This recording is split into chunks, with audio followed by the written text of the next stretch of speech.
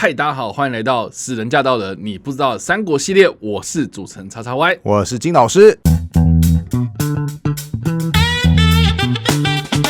好的，欢迎回到我们这个节目。我们这一集要来聊聊的是《三国》这个电视剧第32集。刘备到达荆州之后呢，屯驻在新野这个地方嘛，是曹操就派出他的大将曹仁多次的向新野这个地方进攻，但是刘备有受到一个智者的帮助多次击退曹操的大军这个智者呢就是徐庶啊。这个人到底是何方神圣呢？我们就请金老师帮我们好好来介绍了。好的，小说剧情就是进入到中半段，就是越来越靠近赤壁大战的时候，这个刘备还是一事无成。我本人你看手那么长嘛，对不对？耳朵那么大嘛，对不对？然后又很会逃跑嘛，对不对？甚至我还可以马跃檀溪嘛，我刘备能力不差旁边还有怎么样？关张赵三名猛将到底问题出在哪边？事实上问题就出在刘备没有军师。所以小说这个时候就要赋予刘备一个军师的角色。那第一个强大的军师就叫做徐庶。徐庶一开始登场的时候还用假名，就不会告诉别人知道他徐庶说我叫单福。那个单就是简单的单的那个破音字单，好，叫单福。那单福后来就去担任刘备的军师的时候，其实底下一些人像是关羽跟张飞就觉得说，你小子凭什么来当那个一人之下万人之上的军师呢？对不对？结果要怎么证明？答案就是曹仁带领军队去攻打了刘备，结果曹仁就摆出了一个非常神奇的阵法，叫做八门金锁阵。本来刘备军想说怎么办？这个阵我们好像打不赢结果单福就会说他有8道门嘛，你从哪一道门进去，然后经过另外一道门，最后从哪一道门出来之后，这个阵就立刻破解了。结果没想到在单福的指挥之下，大破曹仁的部队，后来又屡次击败强敌，所以大家都觉得说，哇，这个单福真的是一个好猛的军师啊！我小时候其实对于这个八门金锁阵这个名字印象很深刻，说哇，听起来这个名字好酷好帅很威啊。对，那我先解释一下电视剧也有演到八门金锁阵嘛，对不对？是这个阵法在历史上是不存在的。如果你翻阅史书，这个东西就是不存在，它就是一个小说的笔法而已。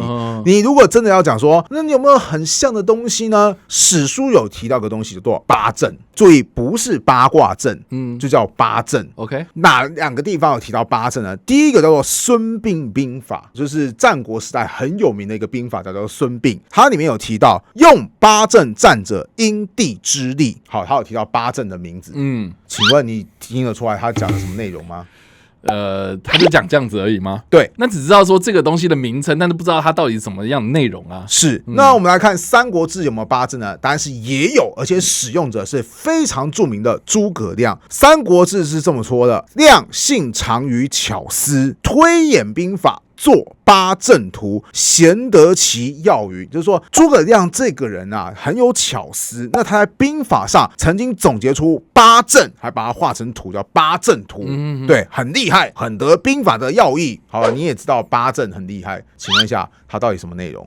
那图嘞？图没有留图啊，没有图啊。他是不是古书应该要有一个附录，然后那个附录就这样遗失掉之类的？有可能不排除。但是你如果没有图的话，其实如果你知道内容，按照陈寿的性格，或是后来裴松之就补完计划的性格的话，他应该会列出八阵是什么样的内容都没有写下来对不对？所以就是所谓的可信的史料当中都没有记载所谓的八阵到底是什么东西。没错，所以这个八阵到底是什么？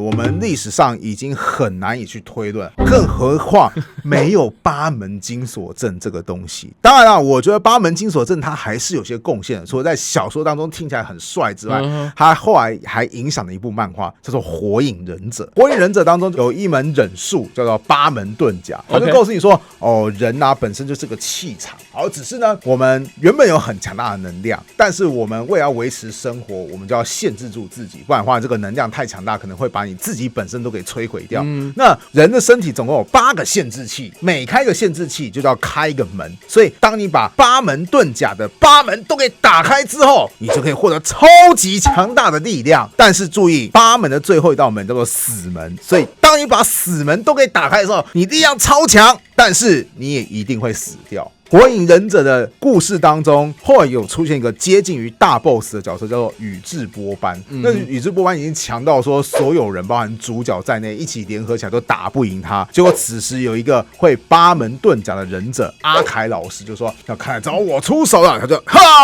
解开了八门，结果一脚踹向宇智波斑，差一点点就把宇智波斑给整个踢个粉身碎骨。然后宇智波斑说：“你是我认识的所有忍者当中体术能力最强大的人，我班愿称你为最强。”这才是火影忍者的一个名场面。我们还是继续提历史好了。历史上有关于徐庶的描述，其实是在一个魏略的史料当中是这么说的：庶先民福，本丹家子。什么意思？就是徐庶他本来不叫徐庶，他叫徐福。丹家子什么意思？就是说出身为寒的意思。但是这边演绎很明显，作为小说他就犯了一个错误，他可能看到这段字就想说庶本名福，所以他本来的名字是福咯。本丹家子，他把它解读成为本来是单家的儿子。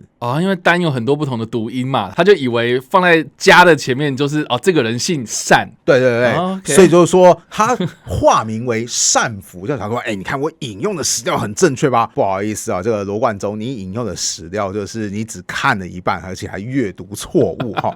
好，总之呢，徐庶本名徐福，出身寒门嘛，年轻的时候呢，喜欢任侠击剑，什么意思？就是喜欢当个侠客，就是主持非法正义，而且还练了一手剑法。有一次，他为了帮别人报仇，就做了一件事情，就是他就把自己的脸涂满白粉，然后还披头散发。为什么要涂满白粉？因为这样别人就认不出来他。那披头散发什么意思？在古代，一般正常人，特别是成年之后，男生你是要绑个发髻的。披头散发通常是什么样的人？是疯子，是笑所以就有一种就是我是笑然后又白粉嘛，又认不出来你的脸的样子，因为大概怕被识破他搞暗杀行动。结果等到仇家经过的时候，他就瞬间一剑下去就解决掉对方。但是虽然说解决掉对方，你人还是逃不掉的啊。官员后来就把他给逮捕了，然后官员就说人一定是你杀的，你叫什么名字？你是什么来历？你为什么要做这件事情？然后呢，徐庶这个时候怎么样？一言不发，别人问他什么，他什么都不讲。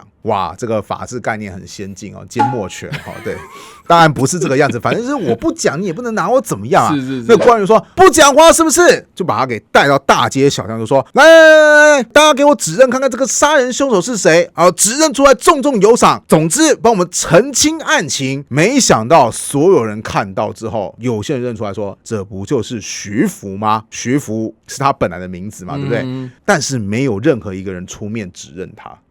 大家都觉得说，其实我们内心是支持你的。那既然没人指认，官府也没证据，就只好把他给放掉了。那后来的徐福就觉得说，虽然快意恩仇是件好事，但你看活得也挺没有价值的。就是我如果被官府逮到，今天被人指认，也就是在路旁就死掉了。男子汉大丈夫应该做一些大事情才对嘛，所以他就痛定思痛，弃武从文，并且为了纪念这件事情，就把徐福这个名字改了，从此以后就叫做徐庶。那徐庶这个人后来有什么样的发展呢？根据史料描述，他为了要躲避当时中原的战乱，就跟好朋友石涛一起跑到荆州这个地方居住。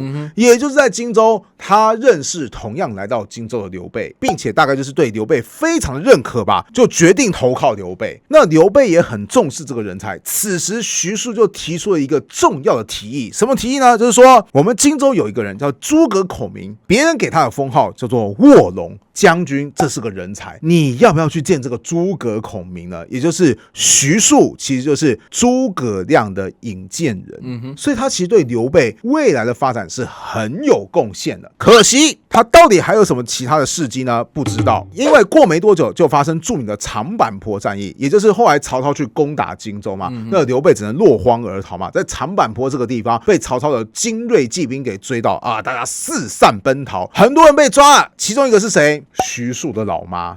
然后徐庶老妈被抓之后，徐庶就只好告诉刘备说，老妈被抓，我这个心思已乱，我没有办法再为将军服务啊。那刘备也只好就说，我也知道这是很无奈的一件事情啦。好吧，那我们就是要就此别过。于是徐庶就离开刘备的行列，改去投奔曹操。小说在这边就做了超级浓厚的改编，首先帮他取了一个名字叫单福，后来又说什么他攻破了8门金锁阵。那曹操就说：“刘备怎么有这么强的军师，我怎么不知道呢？”此时有人说：“哎呀，什么单福，他以前叫做徐庶啊，很有才华。”曹操就说：“我要获得这个人才，怎么获得呢？来安娜，把徐庶的老妈给我绑了，然后寄一封信就去刘备那边说：徐庶的老妈在我这边做客哈，你应该知道你要怎么办，不然的话老夫人可就危险啦哈。如果是在现代，当曹操说老夫人在我手上，他可就危险啦。我估计很多网友的创造是说啊，莫非曹操要当徐庶的老爸吗？”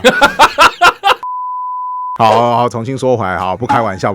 小说中的徐庶一听到说啊，妈妈被曹操给绑架了，就立刻跟刘备讲说：“哎呀，这个我心思已经乱了哈，我要先做一个孝子啊，我不能再为你效力了。”刘备就说：“哎呀，你真的不能为我留下来吗？”徐庶说：“我也真的不能为你留下来啊，即便我很喜欢你，我很欣赏你，可是我妈妈的性命要紧啊。”到最后，刘备只好摆了一桌酒宴，好送别徐庶。小说还有个场景怎么样？后来徐庶就是好啦，这个送君一礼，终须一别啊，也不要再送我了，于是就离开酒席，就骑着马就走了哈。刘备就看着，突然就说：“来人啊，把那片树林给我砍了！”然后旁边人就说：“干嘛突然要砍树林呢？因为那片树林阻碍我看徐庶的背影，我舍不得他，把他给我砍了。”刘备这个时候也是热情奔放。说完这段话没过多久，突然徐庶又跑回来，然后刘备就说：“莫非你想开了？你终于不想要投靠曹操吗？”徐庶说：“并没有，我还是要去投靠曹操。但是我突然想到了，我虽然不能为你效力，但我知道有一个人才能胜我10倍。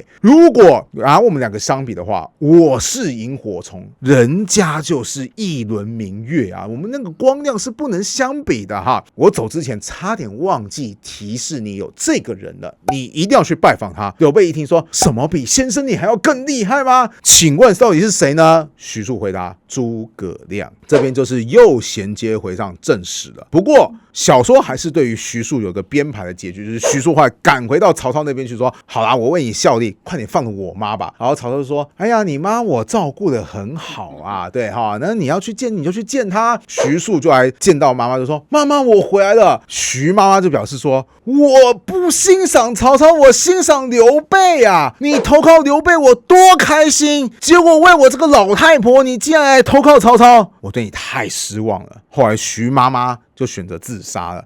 好，徐庶说：“怎么会是这个样子？好，我决定一辈子不为曹操出谋划策。”所以还留下一个歇后语，叫做“徐庶进曹营，一言不发”。这是小说大致上对徐庶的描述。那这样的话，我觉得这段在电视剧里面呈现的还蛮还原的。是，但是你注意，电视剧还原的叫做小说，真实历史不是这个样子哦。是。我们说回真实历史，我有说过，徐庶的确有为刘备推荐诸葛亮。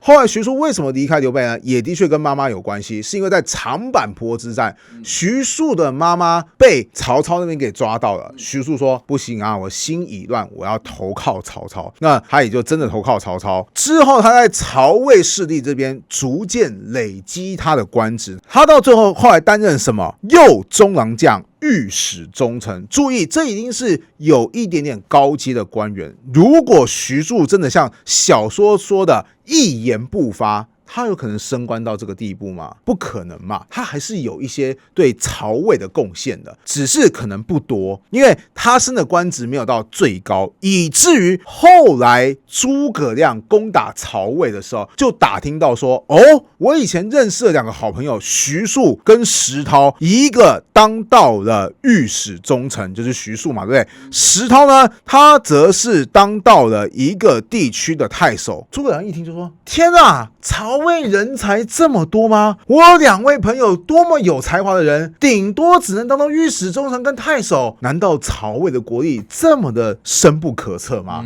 当然他可能也是为2位朋友惋惜说，我2位朋友值得更高的职位。没了，对于徐庶的记录就再也没有出现了。那我话说到这边，茶台湾应该听得出来，正史的徐庶其实还蛮怎么样怎么讲呢？就没有像小说里面描写的这么有戏剧性嘛？对嘛，他就是曾经为刘备效力过嘛，后来就离开刘备嘛，后来也在曹魏当官，当得还不错嘛。是啊，其实还蛮普通的一个人生。而在小说当中，哇，你看看，又有假名，对不对？又击破8门金锁阵嘛，对不对？好，又被曹操威胁嘛，对不对？又死妈妈嘛，对不对？哇，所有狗血剧情全部都给他加下去了哈。那你觉得小说这段加戏，你觉得给不给过？我觉得是看情况啦，因为这个时候出现徐庶，他其实就是在铺垫未来出现的诸葛亮，他是一个非常非常厉害的人嘛。是，你看徐庶就已经很厉害啦，诸葛亮更厉害。对，我觉得他是一个小说的对比手法嘛。是，所以你是给过的意思哦。哎呀，我觉得可以啦，要不然真实的历史真的还蛮无聊的。对，想想看，如果我是个说书人，我说好，刘备需要有军师，此时有人向他推荐，谁向他推荐呢？徐庶。好，可能观众我说，等一下，这个徐庶是谁？就是刘备的一个手下，他推荐的诸葛亮。没了。对，有没有很反高潮？所以还是说那么一句话，就是作为小说来看，其实罗贯中以及后世的一些创作者真的是花了很多的心思，给予我们很多精彩的故事。那有时候历史它可能往往比小说还精彩，但很多时候有一个人真的好好活着，没有那么大的波动，没有那么多狗血剧情，不太可能动不动走到路上突然就被车给撞飞，要到异世界去嘛。又或者说突然验血之后发现啊，你是我亲妹妹，没有那么多狗血剧情嘛，对不对？好，所以以上这个就是我们今天的内容，我们介绍有关于徐庶这个人哦。不知道大家在听完这个故事之后有什么样的想法，欢迎在留言区留言，我们来跟你做互动跟讨论哦。你不知道三国系列，我们下次再见，大家拜拜，拜拜。